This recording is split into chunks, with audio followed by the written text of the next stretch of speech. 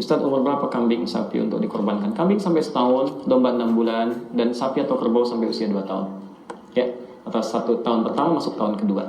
Tolong jangan dilihat ya, oh ini gemuk nih, kambingnya bagus, dagingnya banyak, belum sampai setahun, belum bisa ya, kecuali dalam keadaan darurat tidak ada yang lainnya. Ini domba usia 6 bulan, ya kan? Kemudian kalau kambing masuk setahun, kalau kerbau atau sapi masuk. Baik. Assalamualaikum Ustaz, mau tanya sedikitnya, ada beberapa pertanyaan titipan. Pertama Ustaz, tadi Ustaz sebutkan kurban sapi misalnya bisa untuk 7 orang, dan kita boleh mengorban korban juga untuk orang lain di luar keluarga kita misalnya. Apakah perlu disebutkan pada saat kita berkurban, dan apakah perlu diketahui oleh orang yang misalnya mau kita kurbankan, apakah kita perlu beritahu pada orang tersebut? Baik. Satu Ustaz. Saya jawab dulu boleh? Lagi ada pertanyaan lagi dengan apakah boleh mengkurbankan untuk orang yang sudah meninggal, misalnya ibu, ayah, atau tante gitu. Baik. Terima kasih Ustaz. Insyaallah. Yang pertama ada pertanyaan mengenai apakah bila berkorban untuk orang lain harus diberikan atau diingatkan, diberitahu bahwa ada korban untuknya. Maka yang terbaik diberitahukan, sampaikan, supaya sunnah-sunnah yang berlaku bagi orang itu bisa dipraktekkan. Saya beri contoh misalnya, kalau kurban atas nama pribadi yang tidak potong kuku dan rambut kan kita pribadi. Kalau kurban atas nama keluarga yang tidak potong kuku dan rambut siapa? Ingat, bukan yang punya modal, tapi yang diniatkan dari korban itu. Jadi kalau misalnya ayahnya beli hewan, ya dikorbankan untuk keluarga 4 orang, maka 4 orangnya tidak potong kuku dan rambut. Ya, untuk keluarga. Nah, sekarang kalau diniatkan untuk orang lain, maka yang tidak potong kuku dan rambut itu bukannya ngasih uang, bukannya ngasih hewan, tapi orang yang dimaksudkan. Ya, saya misalnya ingin korban untuk si fulan. Ya, misal nama ada si fulan A misalnya, saya ingin korban untuk beliau ini. Maka ketika saya berikan kambingnya dan sebagainya, itu yang tidak potong kuku rambutnya, macam-macam dan sebagainya, semua ibadah sunnah melekat pada orang ini. Saya cuma fasilitasi. Dan setiap dia melakukan amalannya, karena fasilitas kita, alhamdulillah kita dapat bagian pahalanya. Kita dapat, ya, alhamdulillah kita dapat bagian pahalanya. Di sunnah-sunnah berlaku bagi orang ini. Ya, mulai dari misalnya mempersiapkan meningkatkan amal solehnya, dia beristighfar, dia kemudian tidak potong kuku dan rambut dan sebagainya. Ya. Yang kedua, pada saat hewan itu disembelih, ada sunnah yang berlaku bagi orang yang berkorban atau diniatkan korban. Di antaranya, setelah disembelih, menghadap orang ini ke arah kiblat, kemudian berdoa. Doanya diatur. Awas, hati-hati ya. Inni wajjahtu wajhiya lilladzi fataras samawati wal arda hanifan muslima wa ma ana minal musyrikin. Inna salati wa nusuki wa mahyaya wa mamati lillahi rabbil alamin la syarika lahu wa bidzalika umirtu wa ana minal muslimin wa ana awwalul muslimin. Tayyib, itu doa dibacakan selesai korban. Tidak banyak orang tahu. Hadap ke arah kiblat. Jadi teman-teman sekalian, setelah Anda berkorban itu tidak langsung diam saja, enggak, hadap ke kiblat. Berdoa dulu. Berdoa itu ada faidah, ada sunnahnya itu, ada kerjakan pahala datang. Dan di situ sebetulnya intinya. Dan saya berjanji ya Allah menjadi muslim yang lebih baik lagi. Itu muslim lebih baik lagi. Jadi kalau Anda ucapkan jadi lebih baik lagi, Anda sendiri perilakunya tidak seperti itu, maka tidak konsisten. Jadi di situ koreksi dirinya. Saya telah berkorban ya Allah, disembelih ini. Kan yang sampai pada Allah bukan darahnya, bukan hewannya, takwanya kan.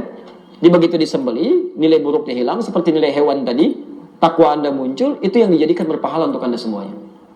Jelas sampai sini? Baik ya, jadi setidaknya harus disampaikan pada orang yang bersangkutan. Pada orang yang bersangkutan. Walaupun sifatnya tidak wajib, tapi agaknya akan lebih baik itu ditekankan supaya menghasilkan pahala-pahala tambahan untuk Anda. Berkorban untuk orang yang telah meninggal dunia atau tidak ada bersama kita, itu sepakat semua ulama bahwa boleh hukumnya. Sah, 4 mazhab sepakat. Imam Abu Hanifah, Imam Malik, Imam Syafi'i, Imam Ahmad bin Hanbal semua mengatakan boleh. Dari mana dasarnya? Dari keterangan Nabi tadi.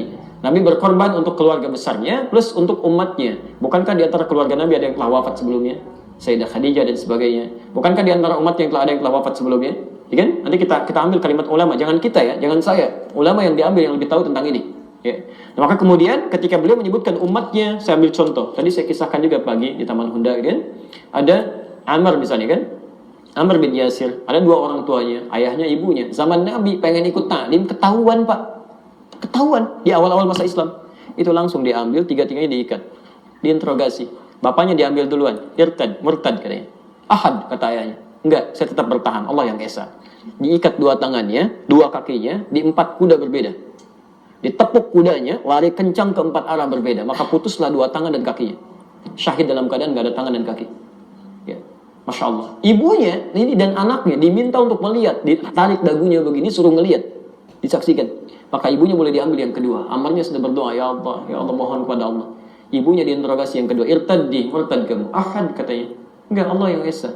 Apa yang terjadi? Diikat lagi sama seperti tadi tapi lebih jahat. Beliau sedang dalam keadaan mengandung, diambillah pedang, mohon maaf para akhwat ya. Kemudian mulai ditusuk sampai dikeluarkan janinnya. Wafat dalam keadaan demikian. Dan bisa bayangkan, Ammar itu dipaksa dinaikkan untuk lihat kedua orang tuanya. Dan Ammar tidak dieksekusi. Menurut pandangan mereka, biarin aja. Dia mendapatkan memori itu sampai gila seumur hidupnya. Untuk jadi pesan pada umat Muhammad yang lain, kalau ada yang masuk Islam bisa gila seperti Ammar. Tapi Allah jaga, alhamdulillah, sampai akhir hayatnya dalam keadaan terbaik, sampai beliau wafat sebagai sahabat terbaik. Coba bayangkan, ada orang pengen taklim, sampai diinterogasi zaman Nabi itu. Diinterogasi sahabat Nabi, sampai mengorbankan jiwanya. Ada orang bukan sahabat Nabi, jauh dari zaman Nabi, Masya Allah, ustaznya datang sendiri, tempatnya enak, persiapannya lengkap, kadang-kadang ada snacknya, belum mau datang juga. Ada kan cara apa lagi yang harus terjadi kan? Tapi Masya Allah, Rasulullah SAW berkorban atas nama orang itu. Dikasihkan, artinya ada kebolehan. Ya, ada kebolehan. Karena itu kata imam-imam yang 4 ini dibolehkan berkorban atas nama orang yang telah wafat. Imam Asy-Syafi'i memberikan catatan. Kata Imam Asy-Syafi'i sepanjang mereka berwasiat memberikan pesan. Kalau tidak ada pesan, tidak perlu ditekankan. Tapi 3 imam yang lain termasuk Imam Ahmad bin Hanbal, kan? Masuk syariat setelahnya murid-muridnya Syekhul Islam Ibnu Taimiyah, Ibnu Qayyim al-Jauziyah menerangkan bahwa tidak perlu ada pesan karena di hadis itu tidak menyebutkan pesan. Ya. Tapi tidak bisa dikiaskan dengan amalan lain. Hati-hati ya. Yang boleh itu, yang boleh untuk diniatkan bagi yang tidak ada, bisa menjadi badal, itu haji, boleh ada badal haji, kan? Dan korban boleh, sedekah boleh sedekah. Anda punya uang 50.000, kan? Ingin berniat baik untuk orang tua misalnya sudah tidak ada, beli aja mushaf. Niatkan kebaikannya untuk orang tua. Titipkan di masjid, setiap dibaca dapat pahalanya. Cuma nggak usah ditambahin ya. Saya ini pesan saja, pesan ya, mohon maaf ya. Saya nggak usah tempelin foto, kan? Nama di situ nggak usah, biarin aja mushaf, nggak usah pakai foto macam-macam. Kasih ke masjid baca, selesai. Tapi nggak bisa dikiaskan dengan amalan lain. Misal sholat sebagai hadiah, itu nggak ada. Ya, mohon maaf saya belum menemukan itu kan. Saya belum menemukan. Jadi cukup amalan tadi saja sesuai dengan dalilnya dan tidak perlu dikiaskan. Ini sudah saya jawab. Apakah jika kita berkorban untuk orang lain, apakah orang tersebut harus diberitahu? Tadi kami sudah jawab pertanyaan ini. Kami kira jelas ya. Baik, kalau sudah jelas, saya kira kita cukupkan untuk bahasan kita. Semoga Allah Subhanahu wa Ta'ala melembutkan hati kita semuanya, lebih mendekat kepada tuntunan Al-Quran dan Sunnah Rasulullah SAW. Jadi kami simpulkan, pertama, wal idin ada syariat yang hanya datang setahun sekali. Syariat ini disebut dengan korban. Korban disyariatkan untuk lebih mendekatkan diri kita dengan Allah Subhanahu wa Ta'ala. Jadi mohon kita jaga kedekatan kita dengan Allah, dimulai dari sejak hari-hari ini. Tingkatkan ibadah kita dari yang semisal sebelumnya. Jika Anda misalnya sholat biasa saja fardu, maka tingkatkan dengan sunnahnya. Baca Quran cuma berapa ayat, maka hari-hari ini isi dengan tingkatkan lebih banyak lagi. Demikian amalan-amalan yang lainnya. Jika kemudian punya kesempatan untuk berkorban dengan hewan seperti disyariatkan, maka itu akan lebih baik, tunaikan sesuai dengan ketentuan-ketentuan yang tadi telah dijelaskan. Dengan itu, semoga Allah berkenan meningkatkan ketakwaan kita semuanya dan menghilangkan sisi-sisi buruk yang mungkin lahir dalam kehidupan kita. Demikian yang kami sampaikan. Mohon izin untuk menyampaikan informasi. Ini ada dari